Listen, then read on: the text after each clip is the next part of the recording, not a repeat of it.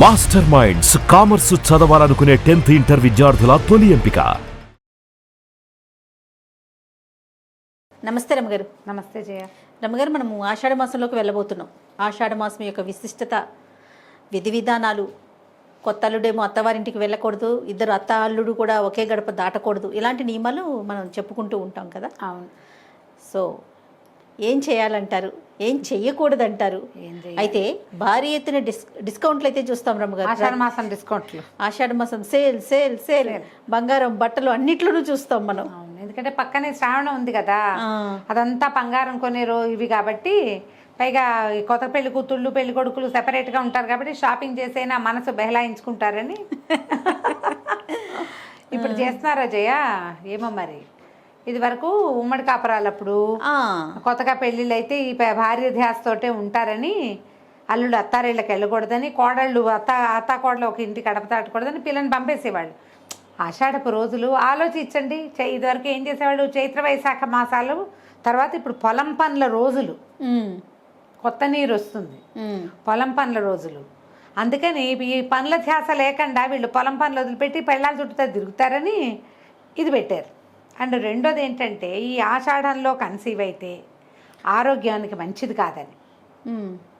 ఇప్పుడు కన్సీవ్ అయిన వాళ్ళు మంచి ఎండాకాలం కంటారు, అది ఇబ్బంది కదా, చాలా కష్టమని అసలు ఆషాఢంలో భార్యాభర్త ఒక చోట ఉండకూడదు అని. ఇప్పుడు ఏమి చేస్తున్నారు తెలుసా? అత్తగారు వాళ్ళ అత్తగారు లేరు, వీళ్ళ అత్తగారు లేరు, భార్యాభర్త కలిసి ఉంటే ఏం పర్వాలేదని. ఓహో, వీళ్ళిద్దరి వరకు అయితే ఓకేనా? ఓకేనండి.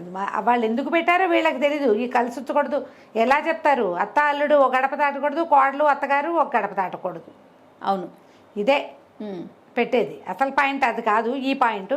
సరే, ఇప్పుడు ఏముంది? ఇది వరకంటే వైద్యాలు లేవు, ప్రసూతి మరణాలు ఎక్కువగా ఉండేవి, సమస్యలు ఉండేవి. అవును, ఇప్పుడు ఆ గోల లేదు కదా, ఇప్పుడు ఆ గోల కాదుగా. అవును, అందుకని గంటేస్తున్నారు. నేను ఎవరో మా ఫ్రెండ్ ఒకరు అడిగారు కూడా నన్ను, పెళ్ళై సంవత్సరం అయింది, కింద శ్రావణంలో అయింది, ఈ ఆషాఢం అంటే ఏడాది అయిపోతుంది వాళ్ళ పెళ్ళై, మా కోడలు వచ్చింది మా ఇంట్లో ఉంచుకోదంటే ఏం కాదండి, అలాంటి సిద్ధాంతాలు ఏం లేవు ఈ రోజుల్లో. అంటే ఏమోలేండి, ఎందుకు వచ్చిందని మా కోడల్ని పుట్టింటి పంపించేస్తామన్నారు. ఓహో, ఆలోచించట్లా. ఇది ఎవరో ఒకళ్ళు అంటారు, ఇదేంటి ఆషాఢంగా మీ కోళ్ళు ఉంది ఏంటని, ఇంకా అది బాధ అనిపిస్తుంది, అందుకని పంపించేశారు. ఇది పాయింట్ దాంట్లో. అయితే ఆషాఢంలో ఆచరించవలసినవి ఏమిటి? ఆషాఢం అనగానే చైత్ర వైశాఖాలు, ఇది కదా మన ఏమంటారు, ఋతువు, వసంత ఋతువు. ఇప్పుడు గ్రీష్మం వస్తుంది, అంతే కదా. అయితే ఇప్పుడు ఈ ఆషాఢంలో ఏంటంటే జ్యేష్ఠాషాఢాలు, జ్యేష్ఠమాసం అంతా ఎండ ముహూర్తాలు. ఆషాఢాన్ని శూన్యమాసం అంటారు, 4వ నెల. చైత్రం వైశాఖం జ్యేష్ఠం ఆషాఢం. ఈ ఆషాఢంలో పెళ్ళిళ్ళు పేరంటాలు ఏం జరగవు, కానీ గృహారంభాలు జరుగుతాయని చెప్తారు. ఇల్లు కట్టుకోవటం అవి మొదలు పెట్టుకోవచ్చు అని చెప్తారు. మరి ఇప్పుడు ఏం చేస్తున్నారు? ముహూర్తాలు ఉన్నాయి, శూన్యమాసం ప్రస్తుతం మనకి ఇది ఏదో శూన్యమాసం నడుస్తుంది, ఇవేవో బావులేదు కత్తెరలు ఉన్నాయి అవి అని చెప్తున్నారు కదా. దాన్ని పక్కకు పెడితే ఆషాఢంలో ప్రత్యేకంగా చేయవలసినవి ఏంటంటే, మునగాకు తినటం, గోరింటాకు పెట్టుకోవటం, ఈ రెండు మస్ట్ అండ్ షుడ్గా చేయాలి. ఓహో, ఆషాఢ ఆదివారాలైనా కనీసం 4 ఆదివారాలైనా మునగాకు తినమంటారు. మునగ రిచ్ ఇన్ కాల్షియము, ఐరను, ఇంకా ఏమిటో బోల్డ్ ఉన్నాయి దాంట్లో. సంవత్సరంలో కొన్నిసార్లైనా తప్పకుండా తినాలి అని ఆయుర్వేదం చెప్తుంది. అది ప్రత్యేకంగా ఇది ఇప్పుడు ఎందుకు పెట్టారు? వర్ష ఋతువుకి ముందు. ఇప్పుడు వానలు ఆల్రెడీ మనకి మాన్సూన్స్ వచ్చినాయి, కానీ మాన్సూన్ కాదు కదా అసలు కాలం. మనకేమిటి? శ్రావణ భాద్రపదాలు వర్ష ఋతువు పూర్తిగా. అవును, శ్రావణానికి ముందు. ఇప్పుడు ఏంటంటే కొన్ని చోట్ల కొత్త నీరు వస్తుంది, గోదావరికి కొత్త నీరు వస్తుంది. ఆషాఢంలో పంచమి నాడు తప్పితే దశమి నాడో ఏకాదశి నాడో తప్పకుండా కొత్త నీరు వస్తుందని చెప్తారు. ఈ మన తమిళనాడులో కూడా కావేరికి కొత్త నీరు వస్తుంది ఆషాఢంలోనే. అవును. ఈ నీళ్లలో తిరిగేటప్పుడు ఈ నీళ్లలో వచ్చే రకరకాల ప్రాబ్లమ్స్ వస్తాయి జనాలకి. కాళ్ళు పాసిపోవటము, వేలు పాసిపోవటము, కొత్తగా వచ్చిన వానల వల్ల వచ్చేటువంటి చర్మ సమస్యలు వస్తాయి, గోళ్ళు పిప్పిగోళ్ళు వచ్చేస్తాయి, తడికి పాసిపోతాయి కాళ్ళు. అలవాటు పడక మొదటి రోజుల్లో వచ్చే సమస్యలే. అందుకని ఏం చెప్తారు? గోరింటాకు పెట్టుకోండి. మన వైపు చెప్పేది ఆషాఢంలో గోరింటాకు పెట్టుకు తీరాలి. అవును, ఆదివారం పూటైనా పెట్టుకుంటాం, 4 ఆదివారాలు పెట్టుకుంటా జయ నేను. అవునండి, ప్రతి సంవత్సరం ఆషాఢంలో నాకు గోరింటాకు ఉంటుంది తప్పకుండా. ఆషాఢంలో పెట్టుకోవాలి, అది నియమం. పల్లెటూళ్ళలో నియమం. ఇప్పుడు ఏ నీళ్ళలో చేతులు పెడతాం, నీ గిన్నెలు కడిగే పని కూడా చేయను. అదే కదా. మనం కూడా అంతే చూడు. ఇప్పుడు ఆషాఢం అత్తారిళ్లలో పాయింట్ ఎలాగో ఇది కూడా అంతే. అయితే ఈ సీజన్లో వచ్చే కొన్ని సమస్యలకి ఎందుకంటే శరీరం మనకు వేడి ఉంటుంది లోపల బాడీలో, వాతావరణం ఏమో చల్లబడుతుంది. ఎండాకాలపు వేడి పోదు, గోరింటాకు పెట్టుకుంటే ఒంట్లోంచి వేడి కూడా తగ్గిపోతుంది. అవును, ఈ సిద్ధాంతంతో ఇలాంటి సిస్టమ్ని అరేంజ్ చేశారు. ఓకే. తర్వాత ఈ ఆషాఢంలోనే మనకి తొలి ఏకాదశి వస్తుంది. తొలి ఏకాదశి నుంచి చాతుర్మాస్య దీక్షలు మొదలవుతాయి. ఓకే. తొలి ఏకాదశి తర్వాతే మనకి ఇది వస్తుంది, దక్షిణాయనం మొదలవుతుంది. మొన్నటిదాకా ఉత్తరాయణంలో ఉన్నాం కదా మనం. ఎక్కడి నుంచి? మకర సంక్రాంతి నుంచి ఉన్నాం. ఉత్తరాయణ పుణ్యకాలం వచ్చిందా? ఇప్పుడు ఉత్తరాయణం పోయి దక్షిణాయనం మొదలవుతుంది. దేవతల నిద్రాకాలం అని చెప్తారు దీన్ని. విష్ణుమూర్తి పడుకుంటాడంటాం, బోళ్ళని చెప్పుకుంటాం అవన్నీ. తొలి ఏకాదశి, ఈ పౌర్ణమి ఏమో గురు పౌర్ణమిగా చెప్తారు. ఆషాఢ పౌర్ణిమ గురు పౌర్ణమి. ఈ ఆషాఢంలో వచ్చే శుద్ధ షష్ఠిని స్కంద షష్ఠిగా చెప్తారు. ఓకే. ఈ స్కంద షష్ఠి నాడు ఏమిటి, మనం సంతానం లేని వాళ్ళు, నాగదోషాలు ఉన్నవాళ్ళు తప్పకుండా సుబ్రహ్మణ్య ఆరాధన చేస్తే విశేషమైన ఫలితం లభిస్తుంది. పూర్వాషాఢ నక్షత్రంతో కలిసి ఉంటాడు చంద్రుడు, అందుకని దీనికి ఆషాఢ మాసం అని పెట్టారు పేరు. నక్షత్రాల్లో పూర్వాషాఢ ఉత్తరాషాఢ, పూర్వాషాఢ నక్షత్రం కలిసి ఉంటుంది అన్నమాట. ఈ కాలం ఉపాసనా కాలాలు మొదలు. మనకి తెలంగాణలో అయితే అమ్మవారికి బోనాలు సమర్పిస్తారు. 4 ఆదివారాలు సమర్పణ చేస్తారు. అంటే అమ్మవారట పుట్టింటికి వచ్చినట్టు. పుట్టింటికి వచ్చిన కూతుర్ని 4 పెట్టి చక్కగా చూసుకుంటారు కదా, 4 రోజులు ఉండటానికి వస్తే.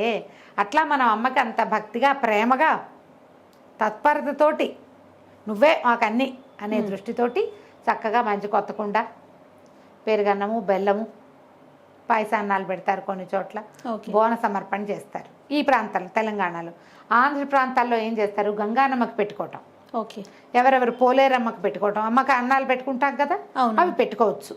ఆషాఢ ఆదివారాలు ఇంట్లోనే మనం గంగానమ్మకి ఏం లేదు, గుండ్రాయి ఉంటుంది, రోకలో పసుపు రాసి 3 గీతలు గీసుకోవటం, బొట్లు పెట్టుకోవటం. ఓకే. రాత్రి అన్నం వండేసి పొద్దున్నే పెరుగుతో కలిపి, పెరుగు అన్నము ఎంగిలివి కాకుండా చూసుకోవాలి. పెరుగు చిన్న గిన్నె తోడుపెట్టి పక్కన పెట్టుకోవటం. అన్నం రాత్రి వండేసి నిద్ర చేయించాలి అన్నాన్ని. మనము తిన్న అన్నపు గిన్నెలో నుంచి మిగిలింది కాదు, చిన్న గిన్నెతో వండి పక్కన పెట్టుకోండి, కదపకుండా. కదపని గిన్నె కావాలి మనకి. ఇప్పుడు పెరుగు అన్నము కలిపేసి అమ్మవారికి చూపించి, ఇంకా దీపాలు అవి పెట్టరు జయ, ధూపం వేస్తారు. ధూపం వేసి అమ్మకి దండం పెట్టుకుంటే ఆ పెరుగన్నాన్ని నైవేద్యంగా పెట్టుకోవటం, మనం అందరం ప్రసాదంగా తినేయటం అంతే. ఆషాఢ ఆదివారాల్లో గంగానమ్మకి పిల్లల్లో అనారోగ్యాలున్నా, తరచూ జ్వరపడుతున్నా, తరచూ కింద పడిపోతున్నా, ఒంటి మీద ఏమైనా పొక్కులు అలాంటివి కనపడినా, చర్మ వ్యాధులున్నా గంగానమ్మకి పెట్టుకోవచ్చు. ఓకే. మీరు ఏ అమ్మకి పెట్టుకున్నా సరే, మీరు ఎవరిని కొలుస్తారు. ఇప్పుడంతా ఈ నెలంతా మాతృ ఆరాధనగానే మనకి కనపడుతుంది. ఆషాఢంలో మొదటి 9 రోజులు వారాహి ఆరాధన చేస్తారు కొన్ని ప్రాంతాల్లో. చేసుకుంటే మనం కూడా అది చేసుకోవచ్చు. ఈ అమ్మవారి ఆరాధన మన తెలంగాణ ప్రాంతాల్లో ఇది. ఊళ్ళల్లో కూడా ఏం చేస్తారు, తప్పకుండా మునగాకు ఆదివారం వండుకుంటారు, గోరింటాకు రుబ్బి తొలి ఏకాదశి లోపలే ఎవరికైనా పంచేది ఉంటే పంచుకోవాలని చెప్తారు. గోరింటాకు పంచుకోవటం ఏం లేదు, 5వ తనం వృద్ధి అవుతుందని, మంచిది కదా. ఇలాంటి నియమాలతోటి ఆషాఢ మాసాన్ని వెళ్ళదీస్తే ఆ తర్వాత వచ్చే శ్రావణ మాసం ప్రతిరోజు పండగే అంతే కదా. ఈ మంగళవారాలు కూడా చేసుకోవచ్చు. ఆషాఢ మంగళవారాలు, ఆషాఢంలో మంగళవారాలు ఒకవేళ ఆదివారం సాగలేదనుకో మంగళవారం అయినా చేసుకోవచ్చు, మన విధానాన్ని బట్టి. ఇప్పుడు ఏ పూజా విధానం ఏం లేదు, మునగాకు తినండి, గోరింటాకు పెట్టుకోండి అంతే. ఇక్కడ తెలంగాణలో ఏం చేస్తారు, గోరింటాకు సిద్ధాంతం ఇక్కడేం పెద్ద కనపడదు. వీళ్ళందరూ ఇవి పెట్టుకుంటూ ఉంటారు, కోన్స్ పెట్టుకుంటారు. కానీ ప్రధానమైనది ఏంటంటే పసుపు రాసుకుంటారు జయ బాగా. ఇప్పుడు పాసిపోతాయి కాళ్ళు, అందుకని మన సిద్ధాంతం ఏమిటి, బాగా పసుపు పట్టించుకుంటే యాంటీఫంగల్గా పనిచేస్తుంది. యాంటీఫంగల్, యాంటీబయాటిక్ ఎన్ని ఉన్నాయి మరి పసుపులో, దానిగా పనిచేస్తుందని ఆడవాళ్ళు ఎక్కువ నీళ్లలో తడిలో తిరుగుతారు, బట్టలు ఉతుకోవడానికి అన్నిటికీ తిరుగుతారు కదా. అందుకని ఈ ఆషాఢ ఆదివారాలు మొదటి రోజు నుంచి బాగా పసుపు రాసుకోవాలని చెప్తారు. ఎక్కువ పసుపు కాళ్ళకి, చేతులకి, ముఖానికి పసుపు రాసుకుంటారు, ప్రత్యేకంగా చేస్తారు కదా. అందుకని పసుపు ఎక్కువ, మనం ఏ ప్రాంతంలో ఉన్నా పసుపు రాసుకోవచ్చు, గోరింటాకు పెట్టుకోవచ్చు, స్కిన్కి మంచిది. ఇబ్బందులు రాకుండా ఉంటాయి. సీజనల్ చేంజెస్ వల్ల వచ్చే ఇబ్బందులు ఏవి రాకుండా ఉండటం కోసమే ఇలాంటి విధానాలని ప్రవేశపెట్టారు. ఎవరెవరి అవకాశాన్ని బట్టి వాళ్ళు చేసుకోవచ్చు. తప్పకుండా రమ్మ గారు. నమస్తే. నమస్తే చేయండి.